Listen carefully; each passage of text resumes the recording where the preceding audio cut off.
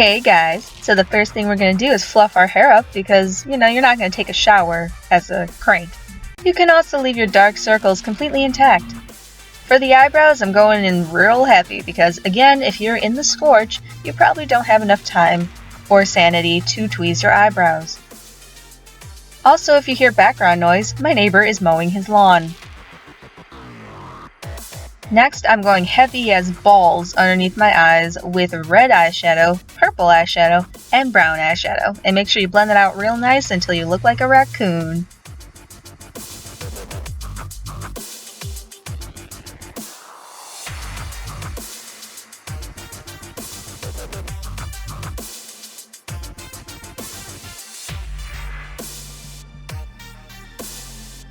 Now that you look like a crack whore, it's time to dip your Q-tip in water and green body paint and start making dots all around your eyes, symbolizing decay, basically. Or some heavy mother truckin' bruises or something. I'm also going to be doing the same thing with brown body paint, and throughout the whole tutorial I'll be using these little dot patterns everywhere. Then I'm just going around my face and putting these dots in normal contour positions.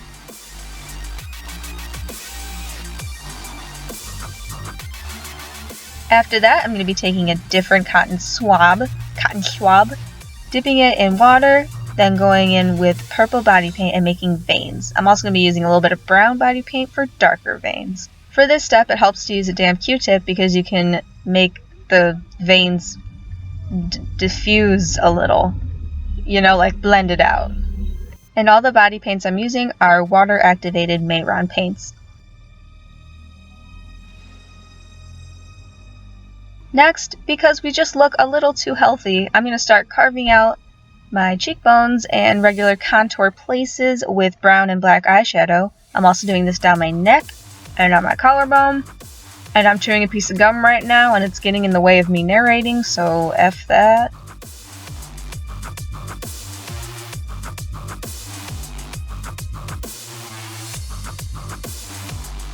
I also felt like my neck needed a little bit of bruising, so I went in with a little bit of red eyeshadow and then did the whole dotting thing with brown eyeshadow. I meant body paint. Brown body paint. God dang it.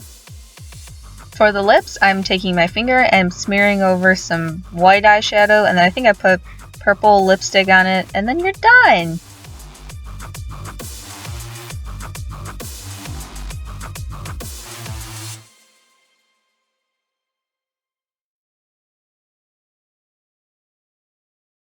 I just ran down the stairs and then I ran back up. I'm so out of shape that put me out of breath.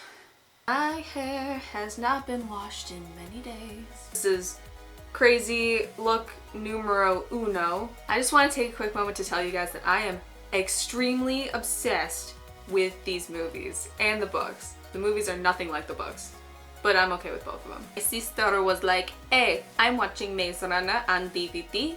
And I'm like, what? And then she's like, you should watch it. And then she ruined my life. Why do you suggest such heartbreaking stories? And then she's like, you should read The Giver. Not gonna read The Giver, it's gonna rip my heart out. I can't trust you anymore. Damn. I read all of the books on my trip to England and they're incredible. And I have to do this look. I can't watch a movie with that good of special effects, makeup or CGI, and not do a makeup look on it. It was like a horror movie. My god, it is on fleek. The movie, they kind of are much more severely disgusting.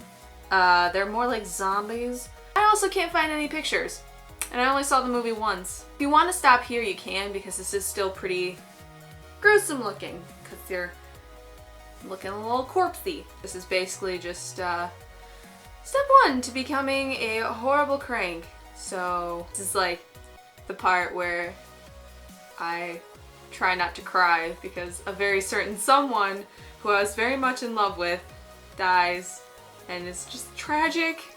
I'm not gonna think about it. You all know, if you've read the Maze Runner series, you know who dies and why it is so heartbreaking. Hashtag can't even. So I would say this is like losing my mind a little bit. Maybe I've eaten like a person or two, but it's not too bad right now. It's gonna get a lot worse. It's gonna get a lot worse.